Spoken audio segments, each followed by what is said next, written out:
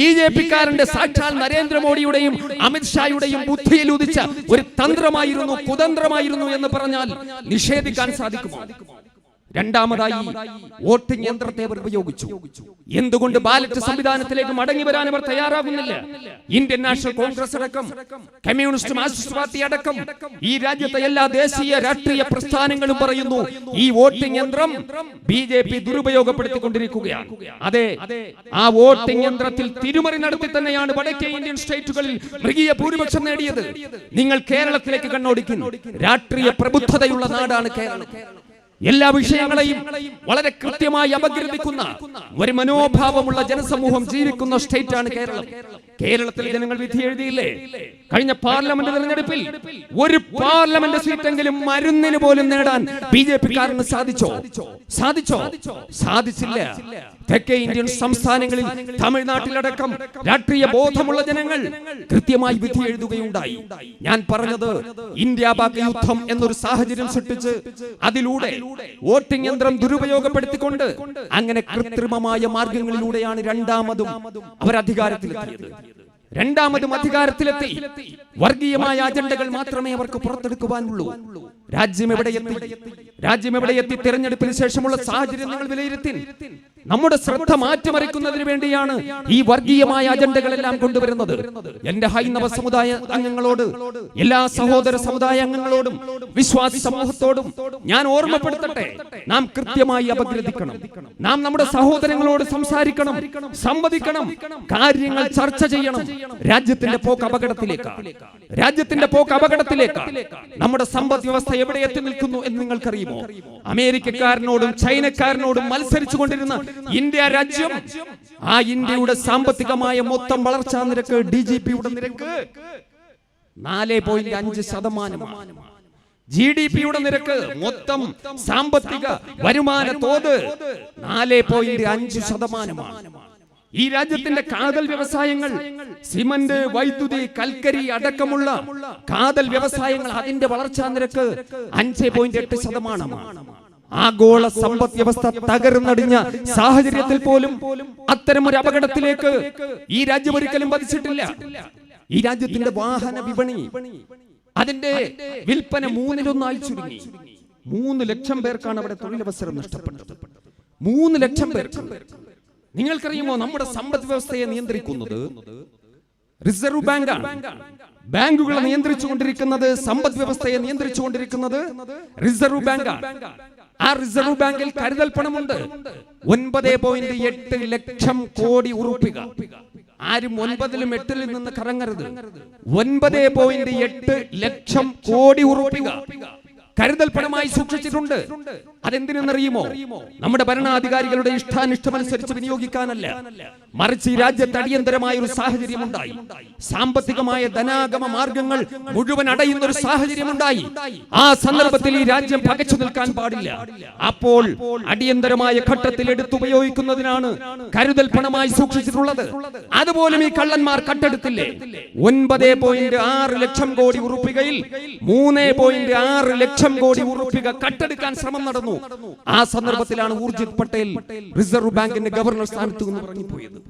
എന്നിട്ടും കട്ടെടുത്തില്ലേ? 1.76 ലക്ഷം കോടി ഉറുപ്പിക കട്ടെടുത്ത കള്ളന്മാരാണ് അധികാരത്തിൽ നിൽക്കുന്നത്. ഈ രാജ്യത്തെ ജനങ്ങൾ അതിനെപ്പറ്റി ബോധവാന്മാരാകണ്ടേ? പ്രിയമുള്ളവരെ, നമ്മുടെ പൊതുമേഖലാ സ്ഥാപനങ്ങൾ വിറ്റു തുലച്ചുകൊണ്ടിരിക്കുന്നു. നമ്മുടെ എയർപോർട്ടുകൾ ഉണ്ടല്ലോ, നമ്മുടെ രാജ്യത്തിന്റെ സ്വത്താ, നമ്മുടെ രാജ്യത്തിന്റെ മക്കൾക്ക് അവകാശപ്പെട്ടതാ. കുത്തകക്കാരൻ എഴുതി കൊടുത്ത പണം വാങ്ങുന്നു. ഭാരത് പെട്രോളിയം, കേരളത്തിലെ ഏറ്റവും വലിയ പൊതുമേഖലാ സ്ഥാപനം, കൊച്ചിൻ റിഫൈനറി. നാം ചിന്തിക്കണം അതിനെപ്പറ്റി. എല്ലാം വിറ്റു തുലക്കുകയാണ്. ഈ രാജ്യത്തിന്റെ സ്വത്താ, അമിത്ഷായുടെ സ്വത്തല്ല, നരേന്ദ്രമോദിയുടെ സ്വത്തല്ല, ബിജെപിക്കാരന്റെ സ്വത്തല്ല, എന്റെയും നിങ്ങളുടെയും സ്വത്താ. ഈ രാജ്യത്തെ പാവപ്പെട്ടവന്റെയും പണക്കാരന്റെയും സ്വത്താ, ഇന്ത്യക്കാരന്റെ സ്വത്താ. വിറ്റ് തുലച്ചുകൊണ്ടിരിക്കുന്നു. ചോദിക്കണ്ടേ, ഇതെന്താ ഇവരുടെ കുടുംബ സ്വത്താണോ? അല്ല അച്ചാരം കൊടുത്തതാണോ? എനിക്കും നിങ്ങൾക്കും അവകാശപ്പെട്ടതാ. അതിനെ ചോദ്യം ചെയ്യാൻ നമുക്ക് സാധിക്കണം. സകലതും വിറ്റ് തുലച്ചുകൊണ്ടിരിക്കുന്നു. ഈ കാര്യങ്ങളിൽ നിന്ന് ജനങ്ങളുടെ ശ്രദ്ധ തിരിക്കണം. കള്ളം നടത്തണമെങ്കിൽ കള്ളം നടക്കുന്നത് ജനങ്ങൾ അറിയാൻ പാടില്ല. അതിന് വർഗീയമായ അജണ്ടകൾ എടുക്കും. അതാണ് സംഭവിച്ചുകൊണ്ടിരിക്കുന്നത്. ആദ്യം മുത്തലാഖിന്റെ വിഷയം പറഞ്ഞു. ഇന്നലെയും ഒരു ചാനൽ ചർച്ചയിൽ ഒരു സംഘപരിവാറുകാരൻ കണ്ണുനീരിട്ടിരിക്കുന്നതുകൊണ്ട് മുസ്ലിം സ്ത്രീകളുടേതായിരിക്കുന്ന മുസ്ലിം സഹോദരി ഉണ്ടല്ലോ, അതടക്കമുള്ള സഹോദരിമാരുടെ കണ്ണീരൊപ്പുന്നതിനാണ് ഞങ്ങൾ മുത്തലാഖ് ബില്ല്. നാണം, നിങ്ങൾ ആരെയാ പറ്റിക്കുന്നത്? ഈ രാജ്യത്ത് ഈ പാവപ്പെട്ട സമുദായത്തിന്റെ സഹോദരിമാരുടെ ചാരിത്രം പിച്ചി ചീന്തിയവരല്ലേ നിങ്ങൾ? ഗുജറാത്ത് കലാപത്തിൽ ഗർഭിണിയായ പെണ്ണിന്റെ വയറ് കുത്തിക്കീറി ഗർഭസ്ഥ ശിശുവിനെ ശൂലത്തിൽ കുത്തിയെടുത്ത് ലോകത്തിന്റെ മുന്നിൽ നാണം കെടുത്തിയ കാട്ടാളന്മാരല്ലേ നിങ്ങൾ? നിങ്ങൾ പാവപ്പെട്ട മുസ്ലിം സ്ത്രീയെ പറ്റി പറയുന്നു. നാണമല്ലേ?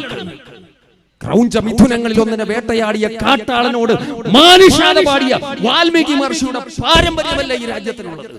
അതിനെ തച്ചു തകർത്തവൻ, പാവപ്പെട്ട പെണ്ണിന്റെ ചാരിത്രം കവർന്നെടുത്തവൻ, മുത്തലാഖിന്റെ പേരും പറഞ്ഞുകൊണ്ട് മുസ്ലിം പെണ്ണിന്റെ രക്ഷക്കെത്തിയിരിക്കുന്നു. ആരെ പറ്റിക്കാൻ? സക്കരിയ ബാനുവിനെ മറക്കാൻ സാധിക്കുമോ? ഗുജറാത്ത് കത്തിയെരിഞ്ഞപ്പോ ഗുജറാത്തിലെ എം പി ആയിരുന്ന ഇഹ്സാൻ ജഫ്രിയുടെ വീട്ടിൽ അഭയം തേടിയ ആയിരങ്ങളെ രക്ഷിക്കുന്നതിന് വേണ്ടി വീടിന്റെ കവാടം തുറന്നു കൊടുത്തു.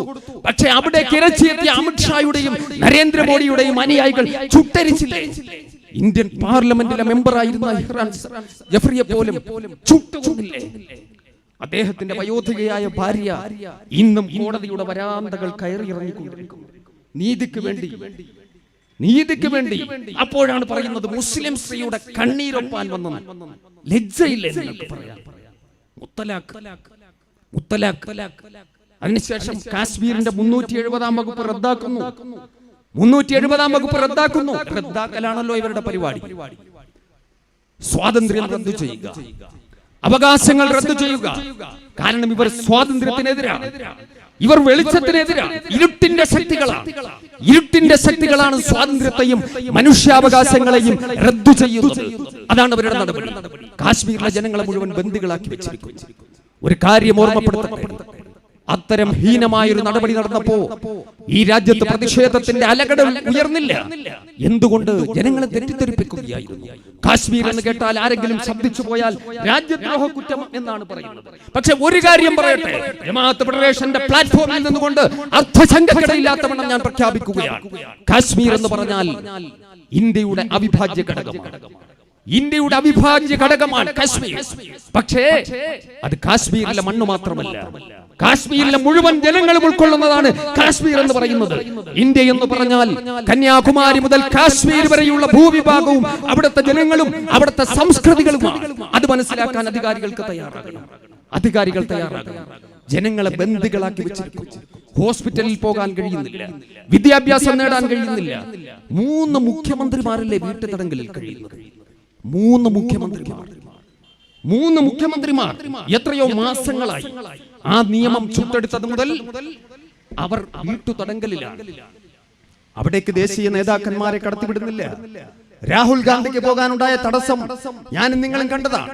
CPM-ന്റെ ജനറൽ സെക്രട്ടറി സീതാറാം യെച്ചൂരി, യൂസുഫ് തരിഗാമി എന്ന് പറയുന്ന മുൻ MP, അദ്ദേഹം വളരെ രോഗം കൊണ്ട് ബുദ്ധിമുട്ടുന്ന മനുഷ്യനാണ്. ചികിത്സ നിഷേധിക്കപ്പെട്ട് മരണത്തെ മുഖാമുഖം കണ്ട സന്ദർഭത്തിൽ പോലും അദ്ദേഹത്തിന് എന്ത് സംഭവിച്ചു എന്നറിയാൻ സാധിക്കാത്ത ഒരു സന്ദർഭം. അവസാനം കോടതികൾ കയറിയിറങ്ങിയതിനു ശേഷമാണ് സീതാറാം യെച്ചൂരിക്ക് പോലും അവിടെ പോകാൻ സാധിച്ചത്. അങ്ങനെ കാശ്മീരിനെ ബന്ദികളാക്കി വെച്ചു. ഓരോരോ നിയമങ്ങൾ ഓരോ ദിവസവും UAPA കരിനിയമം, ആ കരിനിയമങ്ങൾക്ക് ശക്തി കൂട്ടുന്നു. സ്വാതന്ത്ര്യത്തെ റദ്ദു ചെയ്യുക, അവകാശങ്ങൾ റദ്ദു ചെയ്യുക, കരിനിയമങ്ങൾ. UAPA നമുക്കറിയാം. ഈ രാജ്യത്തിന്റെ ഭരണഘടന എന്താ പറയുന്നത്? നാം മനസ്സിലാക്കണം. ഭരണഘടന പറയുന്നത് ഒരു മനുഷ്യന്റെ മേൽ ഒരു കുറ്റം ആരോപിക്കപ്പെട്ടാൽ ആ കുറ്റം തെളിയിക്കുമ്പോഴാണ് കുറ്റവാളിയായി തീരുന്നത്. പക്ഷെ കരിനിയമങ്ങൾ അങ്ങനെയല്ല. UAPA ആരോപിക്കപ്പെട്ട് കഴിഞ്ഞാൽ അദ്ദേഹം കുറ്റവാളിയാണ്, അദ്ദേഹം നിരപരാധിയാണെന്ന് സ്വയം തെളിയിച്ചു കൊള്ളണം. അതിന്റെ ഇരയാണല്ലോ അബ്ദുൽ നാസർ മദനി. ഞാൻ ഈ ശാസ്താംകോട്ടയുടെ മണ്ണിൽ നിന്നുകൊണ്ട് സംസാരിക്കുമ്പോ ഇന്ത്യൻ ഭരണഘടന ഈ രാജ്യത്തെ പൗരന്മാർക്ക് ഉറപ്പ് നൽകുന്ന പൗരാവകാശത്തിന്റെ ആ പൗരാവകാശ ലംഘനത്തിന്റെ ജീവിക്കുന്ന രക്തസാക്ഷിയല്ലേ അബ്ദുൽ നാസർ മഅദനി? കരിനിയമത്തിന്റെ ഇരയാ. മഅദനിയുടെ ജന്മം കൊണ്ട് പവിത്രമായ മണ്ണാണ് ഈ ശാസ്താംകോട്ടയുടെ മണ്ണ്. ആരും സംശയിക്കണ്ട. പ്രിയമുള്ളവരെ, നരകയാതന അനുഭവിച്ചുകൊണ്ടിരിക്കുകയല്ലേ. എത്ര വർഷമാണ്? ആദ്യം കോയമ്പത്തൂർ ബോംബ് സ്ഫോടന കേസിലെ പ്രതിയാക്കി അദ്ദേഹത്തെ കടത്തിക്കൊണ്ടുപോയി. എന്തെല്ലാമോ പറഞ്ഞു. ഞാനും നിങ്ങളും അടക്കം സംശയിച്ചു പോയി. ചിലപ്പോൾ ശരിയായി. 10 വർഷക്കാലത്തോളം കിടന്നു. വല്യുമ്മ മരിച്ചു. ആ മയ്യത്ത് പോലും ഒന്ന് കാണാൻ അനുവദിച്ചോ? ജാമ്യം പോട്ടെ, ഒരു പരോള് പോലും കൊടുക്കാതെ തടവറയ്ക്കുള്ളിൽ, ഇരുട്ടറയ്ക്കുള്ളിൽ, കോയമ്പത്തൂരിലെയും സേലത്തെയും ജയിലറയ്ക്കുള്ളിൽ ഒരു മനുഷ്യന്റെ ജീവിതം ഹോമിച്ചില്ലേ? അവസാനം കോടതിയിൽ നിന്ന് അന്തിമമായി വിധിയുണ്ടായി. മഅദനി നിരപരാധിയാണ്. അദ്ദേഹത്തിന്റെ പേരിൽ ആരോപിക്കപ്പെട്ട കുറ്റത്തിന്റെ ഒരു ചെറിയ അംശം പോലും തെളിയിക്കാൻ പ്രോസിക്യൂഷന് സാധിച്ചില്ല എന്ന് പറഞ്ഞുകൊണ്ട് 100% നിരപരാധിയായി അഗ്നിശുദ്ധി വരുത്തി കേരളത്തിലേക്ക് കടന്നു വന്നു. മഅദനിയെ ആനയിച്ചു കൊണ്ടുപോയി മന്ത്രി പുങ്കവന്മാർ. തിരുവനന്തപുരം ശംഖുമുഖം കടപ്പുറത്ത് ഒരു ഭാഗത്ത് അറബിക്കടലിന്റെ അലമാലകൾ ആർത്തിരമ്പുമ്പോ ഒരു മനുഷ്യ മഹാസാഗരം അലയടിക്കുകയായിരുന്നു. സമാനമായി ശംഖുമുഖം കടപ്പുറത്ത് ഞാനും ഉണ്ടായിരുന്നു. ഈ വേദിയിലുള്ള പലരും ഉണ്ടായിരുന്നു. ബഹുമാന്യനായ ആറ്റക്കോയ തങ്ങൾ അടക്കമുള്ളവർ ഉണ്ടായിരുന്നു എന്നാണ് എന്റെ ഓർമ്മ. ഒരു മനുഷ്യ മഹാസാഗരം. ആ മനുഷ്യ മഹാസാഗരത്തിൽ മന്ത്രിമാരൊക്കെ സംസാരിച്ചു. അവസാനം മഅദനിയും ക്ഷണിക്കപ്പെട്ടു സംസാരിക്കാൻ. മഅദനി തന്റെ സംസാരത്തിന്റെ പ്രാരംഭത്തിൽ തന്നെ ചോദിച്ചു, എന്റെ ജീവിതത്തിൽ എനിക്ക് നഷ്ടപ്പെട്ട 10 വർഷക്കാലം എന്റെ ഭാര്യയായ സൂഫിയ ഒരു വിധവയെ പോലെ ജീവിച്ചു. എന്റെ മക്കൾ സലാഹുദ്ദീൻ അയ്യൂബിയും ഉമർ മുഖ്താറും അനാഥകളെ പോലെ ജീവിച്ചു. എന്റെ സകലമാന സംഗതികളും എന്റെ സ്വാതന്ത്ര്യം കവർന്നെടുക്കപ്പെട്ടു. 10 വർഷക്കാലം ഞാൻ നിരപരാധിയാണെന്ന് പറയുന്നു. എന്ത് പ്രായശ്ചിത്തമാണ് നിങ്ങൾക്ക് നൽകാനുള്ളത്? മഅദനിയുടെ ശബ്ദം പ്രകമ്പനം കൊണ്ടു കേരളത്തിൽ അങ്ങോളം ഇങ്ങോളം. കേരളം ലജ്ജിച്ചു തലതാഴ്ത്തി. ഒരു സമാധാനവും നമുക്ക് ബോധിപ്പിക്കാനുണ്ടായിരുന്നില്ല. പക്ഷേ കേരളത്തിലെ ജനങ്ങൾ, അവിടെ കൂടിയ പുരുഷാരം ഒരു പ്രതിജ്ഞ എടുത്തു. രണ്ടാമതൊരു മനുഷ്യന് ഈ അവസ്ഥ വരാൻ പാടില്ല. രണ്ടാമതൊരു മനുഷ്യൻ, ഒരു പൗരന് ഈ അവസ്ഥ വരാൻ പാടില്ല. പക്ഷേ വർഷങ്ങൾ കഴിയുന്നതിന് മുമ്പ് വീണ്ടും കടത്തിക്കൊണ്ടുപോയി മഅദനിയെ. ഈ വഴിയിലൂടെയാണല്ലോ കൊണ്ടുപോയത്. ഇപ്പൊ കൊണ്ടുപോയത് കർണാടകത്തിലേക്കായിരുന്നു. ബാംഗ്ലൂർ സ്ഫോടനത്തിലെ കേസും പറഞ്ഞുകൊണ്ട് കടത്തിക്കൊണ്ടുപോയി. ആർക്കും ശബ്ദിക്കാൻ പറ്റാത്തവണ്ണം UAPA പ്രയോഗിച്ചു. കരിനിയമമാണ്. അദ്ദേഹം വല്ലാതെ പൊറുതിമുട്ടുന്നു. രോഗം കൊണ്ട് പൊറുതിമുട്ടുന്നു. പ്രിയമുള്ളവരെ, ഓരോ ദിവസവും വന്നുകൊണ്ടിരിക്കുന്ന വാർത്തകൾ ഞെട്ടിപ്പിക്കുന്നതാണ്. എല്ലാവരും പ്രാർത്ഥിക്കുക. ഈ ഘട്ടത്തിൽ പോലും ജന്മനാട്ടിലേക്ക് ഒന്ന് കടന്നു വരാൻ, തന്റെ പിതാവിനെ ഒന്ന് കാണാൻ, തന്റെ ഉറ്റവരെ ഒന്ന് കാണാൻ, തന്റെ ജീവനായി ജന്മനാട്ടിനെ ഒന്ന് കാണാൻ ആ മനുഷ്യന് സാധിക്കുന്നില്ലല്ലോ. എന്താ ഇവിടെ സംഭവിച്ചുകൊണ്ടിരിക്കുന്നത്? കരിനിയമങ്ങളുടെ ഫലമല്ലേ? മഅദനി ഒറ്റപ്പെട്ട വ്യക്തിയല്ല. ആയിരക്കണക്കിന് ലക്ഷക്കണക്കിന് പേരുണ്ട് ഈ രാജ്യത്തിന്റെ തടവറകളിൽ. നിങ്ങൾക്കറിയുമോ? മഅദനി അറിയപ്പെട്ടയാളായതുകൊണ്ട്, പൊതുപ്രവർത്തകനായതുകൊണ്ട്, മതപണ്ഡിതനായതുകൊണ്ട്, പ്രഭാഷകനായതുകൊണ്ട്, ലോകമറിയപ്പെട്ട വ്യക്തിയായതുകൊണ്ട് ലോകം ചർച്ച ചെയ്യുന്നു. ഒറ്റപ്പെട്ട വ്യക്തിയല്ല. ലക്ഷക്കണക്കിന് പേരുണ്ട്. ആ കരിനിയമത്തിന് പോലും ശക്തി പോരാ. വീണ്ടും ശക്തി കൂട്ടുന്നു. പ്രിയമുള്ളവരെ, ആ നിയമത്തിന് ശക്തി പോരാ. വ്യക്തികൾ മാത്രം അതിന്റെ പരിധിയിൽ വന്നാൽ പോരാ. പ്രസ്ഥാനങ്ങളെ കൂടി അതിന്റെ ഉള്ളിൽ കൊണ്ടുവരണം. ഇത്രയും കാലം വ്യക്തികൾക്കെതിരെ മാത്രമേ കരിനിയമം പ്രയോഗിക്കാൻ ഉള്ള അവസരം ഉണ്ടായിരുന്നുള്ളൂ. ഇപ്പൊ പ്രസ്ഥാനങ്ങളെ കൂടി അതിന്റെ പരിധിയിൽ കൊണ്ടുവന്നു. അങ്ങനെ കരിനിയമങ്ങൾക്ക് ശക്തി കൂട്ടിക്കൊണ്ടിരിക്കുന്നു. അപ്പോൾ അതാ വരുന്നു NRC, ദേശീയ പൗരത്വ രജിസ്റ്ററുമായി ബന്ധപ്പെട്ടുകൊണ്ട്. അതെന്താ? കേൾക്കുമ്പോൾ വലിയ ഇമ്പമുള്ളൊരു പേരാണ്. ഈ രാജ്യത്തെ പൗരന്മാരെ വിഭജിക്കുകയാണ്. സ്വദേശി എന്നും വിദേശി എന്നും പറഞ്ഞുകൊണ്ട് ഇവിടെ ജനിച്ച, ഇവിടെ ജീവിക്കുന്ന ഈ രാജ്യത്തിന്റെ മക്കളെ വെട്ടിമുറിക്കുകയാണ്. വിഭജനം, രണ്ടാമതൊരു വിഭജനം. പ്രിയമുള്ളവരെ, വിഭജനം ഇവരുടെ സൃഷ്ടിയാണ്.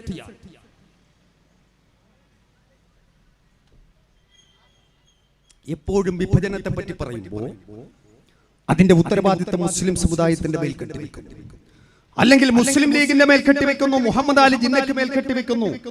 ഈ വിഭജനം എങ്ങനെ വന്നു എന്ന് നിങ്ങൾക്കറിയുമോ? ആദ്യമായി ആരാ വിഭജനത്തെ പറ്റി പറഞ്ഞത്? 1895 ഹിന്ദു മഹാസഭയുടെ നേതാവായിരുന്ന ഭായി പരമാനന്ദ് ആണ് ഇന്ത്യയിൽ ഹിന്ദു മുസ്ലിം പ്രശ്നങ്ങളുടെ പ്രശ്നം പരിഹരിക്കുന്നതിന് വേണ്ടി ഇന്ത്യ വിഭജിക്കലാണ് പരിഹാരമെന്ന് ആദ്യമായി പറഞ്ഞത് ഭായി പരമാനന്ദ്. ആർക്കെങ്കിലും നിഷേധിക്കാൻ സാധിക്കുമോ? പ്രിയമുള്ളവരെ, അതിനുശേഷം 1935 സവർക്കറാണ് ഈ വിഭജനത്തിന്, ഇന്ത്യ വിഭജനത്തിന് ഉത്തരവിട്ടത്. വിഭജനം ഒരു യാഥാർത്ഥ്യമായി കഴിഞ്ഞപ്പോ ആ പ്രഖ്യാപനം നടത്തുവാൻ മുഹമ്മദ് അലി ജിന്ന തയ്യാറായില്ല. മുഹമ്മദ് അലി ജിന്നയ്ക്ക് വേണ്ടി സംസാരിച്ചത് ബ്രിട്ടീഷ് വൈസ്രോയി ആയിരുന്നു. അതാണ് ചരിത്രം. വിഭജനവും ഈ ഭ്രാന്തന്മാരുടെ സൃഷ്ടിയാണ്. ആ വിഭജനം കൊണ്ടും അവർ സംതൃപ്തരായില്ല. വീണ്ടും ഈ രാജ്യത്തെ വിഭജിക്കണം, വീണ്ടും ഈ രാജ്യത്തെ പൗരന്മാരെ വിഭജിക്കണം. അതാണ് ഇപ്പോൾ സംഭവിച്ചുകൊണ്ടിരിക്കുന്നത്. നമുക്കറിയാം, ആസാമിന്റെ പ്രശ്നത്തെ സംബന്ധിച്ചിടത്തോളം അവിടെ ബംഗ്ലാദേശുമായി ബന്ധപ്പെട്ട ചില അഭയാർത്ഥി പ്രവാഹങ്ങളുണ്ട്. അത് ശരിയാണ്, അഭയാർത്ഥി പ്രവാഹമുണ്ട്. അതുമായി ബന്ധപ്പെട്ട് അവിടെ സമരങ്ങൾ നടന്നു, വിദ്യാർത്ഥി പ്രക്ഷോഭങ്ങൾ നടന്നു. ആ വിദ്യാർത്ഥി പ്രക്ഷോഭങ്ങൾക്കൊടുവിൽ ആ വിദ്യാർത്ഥി പ്രസ്ഥാനങ്ങളുമായി ഒരു കരാറിൽ ഒപ്പിട്ടു. അതിലെന്താ പറഞ്ഞത്? 1971 മാർച്ച് മാസം 24-ാം തീയതി വരെ ഇന്ത്യയിലെത്തിയ അല്ലെങ്കിൽ ആസാമിലെത്തിയ എല്ലാവർക്കും അവിടെ തങ്ങാം, അവരുടെ പൗരത്വം ഉറപ്പു നൽകാം. അത് പരിശോധിച്ചിട്ട് അതിൽ തീരുമാനമെടുക്കണം എന്നുള്ളതായിരുന്നു ആ ഉടമ്പടി. പക്ഷേ അതിന്റെ പ്രശ്നങ്ങൾ അത് തന്നെ സങ്കീർണമായതിനാൽ നീണ്ടുപോയി. അവസാനം 2014 ഈ BJP ഗവൺമെന്റ് അധികാരത്തിൽ വന്നപ്പോ അവരുടെ ദുഷ്ടലാക്ക് നമുക്കറിയാം. വർഗീയമായ കണ്ണിലൂടെയാണ് ഈ പ്രശ്നങ്ങളെയൊക്കെ കാണുന്നത്, മതേതരത്വത്തിന്റെ കണ്ണിലൂടെയല്ല. അങ്ങനെയാണെങ്കിൽ നമുക്ക് പ്രശ്നം ഉണ്ടാക്കേണ്ട കാര്യമില്ലായിരുന്നു. ഇന്ത്യയിലെ അഭയാർത്ഥി പ്രശ്നത്തെ മതേതരത്വത്തിന്റെ കണ്ണിലൂടെയാണ് നോക്കിക്കണ്ടതെങ്കിൽ ആരും ശബ്ദമുയർത്തില്ലായിരുന്നു. പക്ഷേ വർഗീയമായ കണ്ണിലൂടെയാണ് ഇവർ ഈ വിഷയത്തെ നോക്കിക്കാണുന്നത്. അതുകൊണ്ടാണ് NRCയുമായി ബന്ധപ്പെട്ട തെളിവെടുപ്പുകളും മറ്റും നടക്കുമ്പോ ഒരു സമുദായത്തെ മാത്രം ലക്ഷ്യം വെച്ചത്. അവിടുത്തെ മുസ്ലിം സമുദായത്തിന്റെ അംഗങ്ങളെ സംബന്ധിച്ചിടത്തോളം റെക്കോർഡുകളുമായി ഹാജരാകാൻ 500-600 കിലോമീറ്ററുകൾക്ക് അപ്പുറത്തേക്ക് ഹാജരാകാൻ തലേ ദിവസമാണ് നോട്ടീസ് കിട്ടുന്നത്. ആസാമിലെ ജനങ്ങൾക്ക് നിങ്ങൾ അറിയുമോ? നിങ്ങൾ ഇവിടെയുള്ള പൗൾട്രി ഫാമുകളിലേക്ക് ഒന്ന് കടന്നു ചെല്ലും, ഇവിടെയുള്ള റെസ്റ്റോറന്റുകളിലേക്ക് കടന്നു ചെല്ലും. നമുക്ക് അന്യ സംസ്ഥാന തൊഴിലാളികളെ കാണാം, ആസാമികളെ കാണാം, പട്ടിണി പാവങ്ങൾ. അവരുടെ ഗൾഫാണ് കേരളം. അതുപോലെ ഇന്ത്യയിലെ പല സ്റ്റേറ്റുകളിലും ജീവിതത്തിന്റെ രണ്ടറ്റം കൂട്ടിമുട്ടിക്കുന്നതിന് വേണ്ടി നെട്ടോട്ടമോടുന്ന പാവപ്പെട്ട ആസാമികൾ. ആ ആസാമികൾക്ക് റെക്കോർഡുകളുമായി ഹാജരാകാൻ തലേ ദിവസമാണ് മുസ്ലിം സമുദായത്തിന്. ബാക്കിയുള്ളവർക്ക് കൃത്യസമയത്തൊക്കെ അറിയിപ്പ് കിട്ടും. അങ്ങനെയാണ് ആ വിഷയത്തെ അവർ കണ്ടത്. അവസാനം ഈ ഓഗസ്റ്റ് മാസത്തിൽ അതിന്റെ തെളിവെടുപ്പ് പൂർത്തിയായി. 19 ലക്ഷം പേർ പുറത്തു. അമിത്ഷായും കൂട്ടാളികളും വിചാരിച്ചു ഇതെല്ലാം മുസ്ലിങ്ങളാണ്. അങ്ങനെയാണല്ലോ കെണിയൊരുക്കിയത്. പക്ഷെ സംഭവിച്ചത് മറിച്ചായിരുന്നു. 14 ലക്ഷം പേരും മുസ്ലിങ്ങളല്ലാത്തവർ. 14 ലക്ഷം പേരും മുസ്ലിങ്ങളല്ലാത്തവർ. ഉടൻ വന്നു അമിത്ഷായുടെ പ്രഖ്യാപനം. ആരും ഭയക്കണ്ട, പുതിയൊരു ഭേദഗതി വരാൻ പോകുന്നു. ദേശീയ പൗരത്വ ഭേദഗതി ബിൽ അവതരിപ്പിക്കും. ഇവിടത്തെ ഹിന്ദു, സിഖ്, പാഴ്സി, ബുദ്ധ, ജൈന, ക്രൈസ്തവ മതവിഭാഗങ്ങൾ, ഈ 6 മതവിഭാഗങ്ങൾ പാകിസ്ഥാനിൽ നിന്ന്, ബംഗ്ലാദേശിൽ നിന്ന്, അഫ്ഗാനിസ്ഥാനിൽ നിന്ന് ഇന്ത്യയിലേക്ക് വന്ന ഈ അഭയാർത്ഥികൾ ആരും ഭയക്കേണ്ട കാര്യമില്ല. മുസ്ലിങ്ങൾ ഒഴിച്ചുള്ള എല്ലാവർക്കും ഞങ്ങൾ പൗരത്വം നൽകും. അതാണ് പൗരത്വ ഭേദഗതി ബിൽ. ഈ രാജ്യത്ത് മുസ്ലിം സമുദായം 2ാം കിട പൗരന്മാരാണ് എന്ന് പ്രഖ്യാപിക്കുകയായിരുന്നു. വല്ലാത്ത പ്രഭാഷണമാണ് നടത്തുന്നത്. ഇവിടേക്ക് വന്ന അഭയാർത്ഥികളെ സംരക്ഷിക്കണ്ടേ? നമ്മുടെ അയൽ രാഷ്ട്രങ്ങളിലെ പാവപ്പെട്ടവർ, അവിടുത്തെ ഭരണകൂട ഭീകരത കാരണം ഈ രാജ്യത്തേക്ക് ഒഴുകിയെത്തിയവർ, അവരെ സംരക്ഷിക്കണ്ടേ? സംരക്ഷിക്കണം. പക്ഷേ സംരക്ഷിക്കണമെങ്കിൽ എല്ലാ അയൽ രാഷ്ട്രങ്ങളിലേക്കും കണ്ണുകൊടുക്കണ്ടേ? ഇത് മതേതരത്വത്തിന്റെ വാക്കാണെങ്കിൽ, കണ്ണാണെങ്കിൽ, നിലപാടാണെങ്കിൽ നമുക്കറിയാം. നമ്മുടെ അയൽ രാഷ്ട്രങ്ങളിൽ ഏറ്റവും അധികം പീഡനം അനുഭവിക്കുന്നത് മ്യാൻമാറിലെ ജനങ്ങളാണ്, റോഹിംഗ്യൻ മുസ്ലിങ്ങളാണ്. ആയിരങ്ങളല്ല ലക്ഷങ്ങൾ പലായനം ചെയ്യപ്പെട്ടു. ആയിരങ്ങളെ കൊന്നൊടുക്കി അവിടുത്തെ ഗവൺമെന്റ്. ലോകത്തെമ്പാടും അഭയാർത്ഥികളായി കഴിയുകയാണ്. അങ്ങനെ അയൽ രാഷ്ട്രങ്ങളിലെ അഭയാർത്ഥികളോടുള്ള സ്നേഹമാണെങ്കിൽ അവരെ പറ്റി ചിന്തിക്കണ്ടേ? ശ്രീലങ്കയിൽ നിന്ന് ഒഴുകിയെത്തുന്ന ആയിരങ്ങളുണ്ട് തമിഴ് വംശജർ. അവരെ പറ്റി എന്തേ നിങ്ങൾ ചിന്തിക്കാത്തത്? പാകിസ്ഥാൻ, അഫ്ഗാനിസ്ഥാൻ, ബംഗ്ലാദേശ്, ഈ 3 രാഷ്ട്രങ്ങളിൽ നിന്ന് മാത്രം വന്നവർ, അത് മുസ്ലിങ്ങൾ ഒഴികെയുള്ളവർ. ഒരു കാര്യം ചോദിക്കട്ടെ, മുസൽമാൻ കള്ളവണ്ടി അതല്ല, ഓട് പൊളിച്ചിറങ്ങിയവരാണ്? അല്ല, ഇത് പറയാൻ ഇവർക്കാർക്ക് അച്ചാരം കിട്ടിയതാണോ? ഇതാണോ? അല്ല, നരേന്ദ്രമോദിയുടെ അമിത്ഷായുടെയോ തറവാട്ട് സ്വത്താണോ? മറുപടി പറയണം. മറുപടി പറയാതെ പോകാൻ സാധിക്കില്ല. ഈ രാജ്യത്തിന്റെ തെരുവോരങ്ങൾ സമരമുഖത്താണ്. ഇതിന് സമാധാനം ബോധിപ്പിച്ചേ മതിയാകൂ. ആരാ നിങ്ങൾ? നിങ്ങൾ പോകാൻ പറയുന്ന ഈ പാവപ്പെട്ട സമുദായമാരായ ചരിത്രം സാക്ഷിയാണ്, കാലം സാക്ഷിയാണ്. എന്റെ അനുഗ്രഹീത സുഹൃത്ത് ബഹുമാന്യനായി തങ്ങൾ ഇവിടെ സൂചിപ്പിക്കുകയുണ്ടായി. അതുപോലെ എന്റെ പ്രിയപ്പെട്ട സഹോദരന്റെ വാക്കുകൾ നിങ്ങൾ ശ്രമിക്കുകയുണ്ടായി. ചരിത്രത്തെ നിങ്ങൾക്ക് നിഷേധിക്കാൻ സാധിക്കുമോ?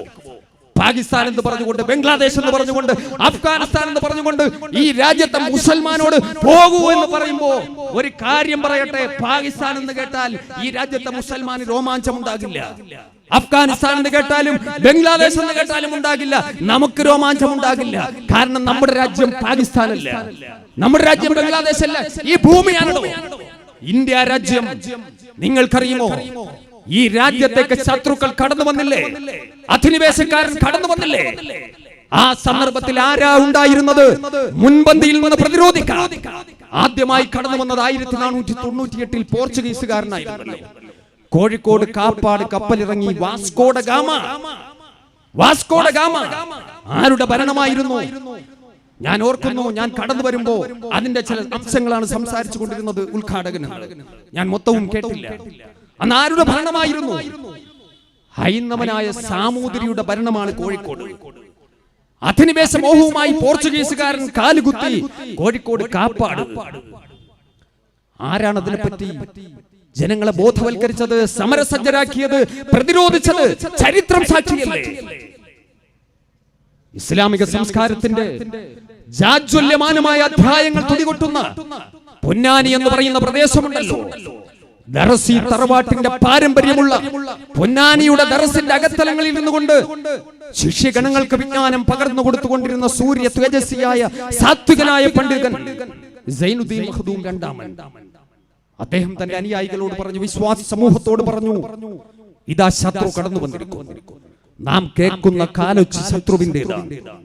പോർച്ചുഗീസുകാരൻ വാസ്കോഡ ഗാമ കാലുകുത്തിയത് കച്ചവടത്തിനല്ല, നമ്മോട് സൗഹൃദം കൂടാനല്ല, പിന്നെയോ ഈ രാജ്യത്തിന്റെ മാനം കവർന്നെടുക്കാൻ, ഈ രാജ്യത്തിന്റെ സഹോദരിമാരുടെ ചാരിത്രം കവർന്നെടുക്കാൻ, ഈ രാജ്യത്തിന്റെ സമ്പത്തും ഈ രാജ്യത്തിന്റെ സകലമാന സംസ്കാരങ്ങളും കൊള്ളയടിക്കാൻ ശത്രുവിന്റെ കാലൊച്ചയാണ് കേൾക്കുന്നത്. അതിനെ പ്രതിരോധിക്കാൻ സന്നദ്ധമാകണമെന്ന് അനുയായികളോട് ആഹ്വാനം ചെയ്തപ്പോഴല്ലേ തുഹ്ഫത്തുൽ മുജാഹിദീൻ രചിക്കപ്പെട്ടത്? ഖാലി മുഹമ്മദ് മൗലിദ് രചിച്ച ഖാലി മുഹമ്മദ് ഫത്ഹുൽ മുബീൻ രചിച്ചു യുദ്ധകാവ്യങ്ങൾ.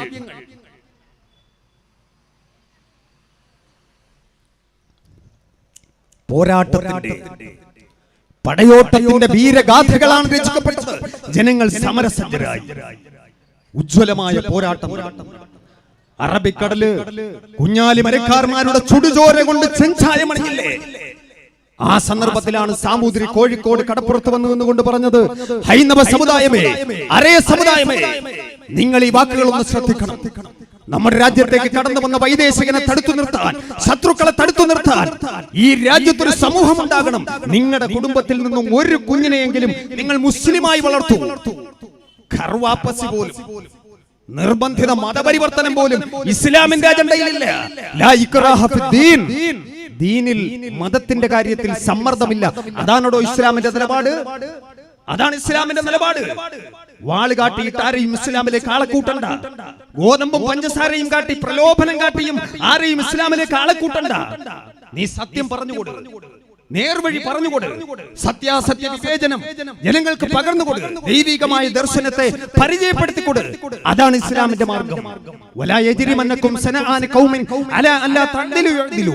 ഒരു സമൂഹത്തോട് നിങ്ങൾക്ക് വിയോജിപ്പുണ്ടാകാം, പക്ഷേ അവരോട് നിങ്ങൾ അതിന്റെ പേരിൽ അനീതി പ്രവർത്തിക്കരുത് എന്ന് കൃത്യമായി താക്കീത് ചെയ്തില്ലേ? വലാ തസുബ്ബുല്ലദീന യദ്ഊന മിൻ ദൂനില്ലാഹ്, മറ്റുള്ളവരുടെ ആരാധനാമൂർത്തികളെ നിങ്ങൾ ഇകഴ്ത്തി സംസാരിക്കരുത്. ശ്രീരാമചന്ദ്രനെ, ശ്രീകൃഷ്ണനെ ബഹുമാനിക്കുന്ന വലിയൊരു വിഭാഗം ജനങ്ങൾ ഈ രാജ്യത്തുണ്ട്. നിങ്ങൾ ഇകഴ്ത്തി സംസാരിക്കരുത്. ക്രൈസ്തവ മക്കൾ വളരെയധികം പ്രാധാന്യത്തോടു കൂടി കാണുന്ന യേശു ക്രിസ്തുവിനെ നിങ്ങൾ ഇകഴ്ത്തി സംസാരിക്കരുത്. അതാണോ ഇസ്ലാമിന്റെ കാഴ്ചപ്പാട്? അതാണ് ഇസ്ലാമിന്റെ കാഴ്ചപ്പാട്. അതാണ് ഇസ്ലാമിക ദർശനം. അല്ലാതെ ഇവിടെ നിർബന്ധിപ്പിച്ചു അതേ പ്രകാരം തന്നെ പ്രലോഭനത്തിലൂടെയും ഇസ്ലാമിലേക്ക് ആളെ കൂട്ടിയിട്ടില്ല. അങ്ങനെ കൂട്ടാൻ പാടുമില്ല. അത് ഇസ്ലാമിന്റെ നയവും നിലപാടുമല്ല. പക്ഷേ അധിനിവേശത്തെ പ്രതിരോധിക്കുന്നവരാണ്, അധിനിവേശത്തെ എതിർക്കുന്നവരാണ്.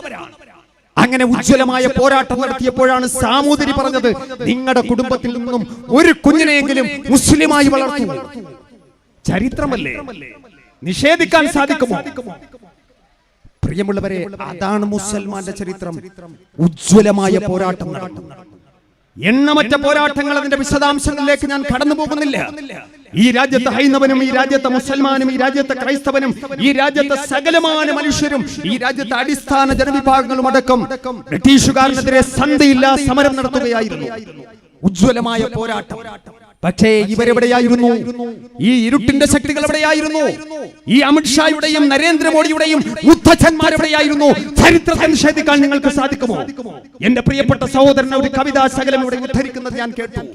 പ്രിയമുള്ളവരെ, ബ്രിട്ടീഷുകാരന്റെ ഷൂ നക്കിയ ആ തഴമ്പ് നിങ്ങളുടെ നാവുകളിൽ മാത്രമല്ലേ ഉള്ളൂ. പക്ഷേ ഈ പാവപ്പെട്ട മക്കളുണ്ടല്ലോ, ബ്രിട്ടീഷുകാരന്റെ നിറതോക്കിൽ നിന്നും വന്ന വെടിയുണ്ടകളെ നെഞ്ചകം കൊണ്ട് സ്വീകരിച്ചവരാ.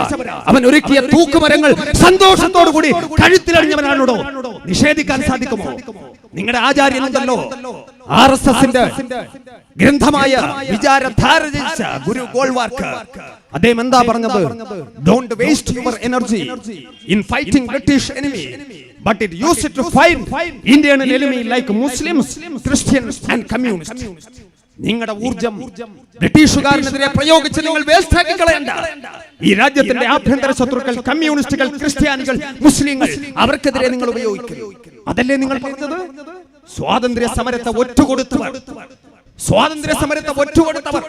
ബ്രിട്ടീഷുകാരന്റെ നക്കും നുണയും സ്വീകരിച്ചുകൊണ്ട് അവന്റെ ഷൂനക്കി എല്ലാം ഒളിഞ്ഞും തെളിഞ്ഞും കൈക്കലാക്കിയവർ, ഈ രാജ്യത്തിന്റെ വിമോചന പോരാളികളെ കണ്ടെത്തുന്നതിന് വേണ്ടി കങ്കാണിപ്പണിയെടുത്തവർ, ബ്രിട്ടീഷുകാരന് പിടിച്ചുകൊടുത്തവർ, ഒരു കാരമുള്ള പോലും കാലിൽ തറച്ച പാരമ്പര്യമില്ലാത്തവർ ഈ പാവപ്പെട്ട മക്കളുടെ മുഖത്ത് നോക്കി ഞങ്ങളുടെ ഭാര്യമാരെ, വിധവകളും മക്കളെ അനാഥരുമാക്കി, വിധവാത്വം അനുഭവിച്ച്, വിഭാര്യത്വം അനുഭവിച്ച്, അനാഥത്വം ഏറി ജീവനും ജീവിതവും സമ്മാനിച്ച സമൂഹത്തോട് പാകിസ്ഥാനിലേക്ക്, ബംഗ്ലാദേശിലേക്ക്, അഫ്ഗാനിസ്ഥാനിലേക്ക് എന്ന് പറഞ്ഞാൽ മനസ്സില്ലെന്ന് പറയാൻ, ആർജവത്തോടു കൂടി പറയാൻ ഈ രാജ്യത്തിന്റെ മക്കൾക്ക് സാധിക്കും.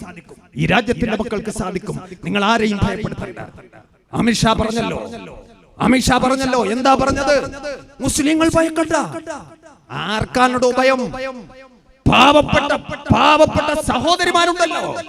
നിങ്ങൾ അലിഗഡ് ജാമിയ മില്ലയിലേക്ക് കടന്നു കയറി നരനായാട്ട് നടത്തിയപ്പോ, ജാമിയ പ്രദേശത്ത് നരനായാട്ട് നടത്തിയപ്പോ നിന്റെയൊക്കെ AK-47 മുന്നിൽ നോക്കി ഗർജിച്ച ആ ഫാത്തിമ ഹെന്ന എന്ന് പറയുന്ന പെണ്ണിനെ, ലതീദ എന്ന് പറയുന്ന പെണ്ണിനെ സംഘപരിവാരുകാരാ നിനക്ക് കാണാൻ സാധിക്കുമോ? തിരിച്ചറിയാൻ സാധിക്കുമോ? നമ്രൂദിന്റെ തീക്കുണ്ടത്തെ, ഫറോവയുടെ തീറ്റൂരങ്ങളെ, ഉത്തുബത്തിന്റെയും ശൈബത്തിന്റെയും കടന്നാക്രമണങ്ങളെ, എത്രയോ ബുഷുമാരെ, ഏരിയൽ ഷാരോണിനെ കണ്ടവനാണ് ഈ രാജ്യത്തെ ലോകത്തെ വിശ്വാസ സമൂഹം. ഭയം അവരുടെ അജണ്ടയിലില്ല. ചരിത്രം സാക്ഷി, കാലം സാക്ഷി. ആർക്കെങ്കിലും നിഷേധിക്കാൻ സാധിക്കുമോ? ഒരു പെണ്ണിന്റെ മുന്നിൽ പകച്ചുപോയില്ലേ? ഒറ്റപ്പെട്ട സംഭവമല്ല, ഒറ്റപ്പെട്ട ചൂണ്ടുവിരലല്ല, ആയിരക്കണക്കിന് ലക്ഷക്കണക്കിന് ചൂണ്ടുവിരലുകൾ ജാതി മത രാഷ്ട്രീയ സംഘടനാ വ്യത്യാസമില്ലാതെ ഈ രാജ്യത്ത് നിന്നും നിങ്ങൾക്ക് ഉയർന്നു കഴിഞ്ഞു. അതിനെ പ്രതിരോധിക്കാൻ നിങ്ങളുടെ കൂറ്റൻ ടാങ്കറുകൾ കൊണ്ട് സാധിക്കില്ല, നിങ്ങളുടെ AK-47 കൊണ്ട് സാധിക്കില്ല, ഒരായുധം കൊണ്ടും സാധിക്കില്ല. പ്രിയമുള്ളവരെ, നിങ്ങൾക്ക് ഒരുപക്ഷെ കൊന്നൊടുക്കാൻ സാധിക്കും, പരാജയപ്പെടുത്താൻ സാധിക്കില്ല. ബ്രിട്ടീഷുകാരന് പാദസേവ ചെയ്ത് ഈ രാജ്യത്തെ ജനങ്ങളെ പറ്റിച്ചുകൊണ്ടിരിക്കുന്നു. ഡൽഹി നിയമസഭയുടെ അകത്ത് ടിപ്പു സുൽത്താന്റെ ഒരു ഫോട്ടോ പ്രദർശിപ്പിക്കാൻ ഡൽഹിയുടെ മുഖ്യമന്ത്രി അരവിന്ദ് കെജ്രിവാൾ തയ്യാറായി. BJP-കാരൻ പ്രശ്നവുമായി എത്തിയല്ലോ. BJP-കാരൻ ഹാലിളകി. കാരണം ടിപ്പു സുൽത്താൻ എന്ന് കേൾക്കുമ്പോൾ വല്ലാത്ത ഒരു പിടച്ചിലാണ്, ഒരു തികട്ടലാണ്. അതെന്തുകൊണ്ടെന്നറിയുമോ? ടിപ്പു ജനകീയനായ ഭരണാധികാരിയായിരുന്നു. മേലാളന്മാർക്കെതിരായിരുന്നു ജന്മി കുടിയാൻ അമർച്ച ചെയ്ത ഭരണാധികാരിയായിരുന്നു ടിപ്പു സുൽത്താൻ. ഇന്ത്യയിൽ ആദ്യമായി ലാൻഡ് സർവേ നടപ്പിലാക്കിയത്, ഭൂപരിഷ്കരണം നടപ്പിലാക്കിയത്, ഭൂമി അളന്ന് തിട്ടപ്പെടുത്തി കൃഷിഭൂമി കർഷകൻ എന്ന് പറഞ്ഞു ടിപ്പു സുൽത്താൻ. പാലക്കാട് പ്രദേശത്തു കൂടി ടിപ്പു സുൽത്താൻ കടന്നു വരുമ്പോ ഒരുപറ്റം സഹോദരിമാർ മാറി മറയ്ക്കാതെ പോകുന്നത് ടിപ്പു സുൽത്താൻ ചോദിച്ചു, എന്തായി കാണുന്നത്? അവർ പറഞ്ഞു, ഈ രാജ്യത്തെ അടിസ്ഥാന ജനവിഭാഗമാണ്, കറുത്ത വർഗ്ഗക്കാരാണ്, അവർക്ക് മാറി മറയ്ക്കാനുള്ള സ്വാതന്ത്ര്യമില്ല.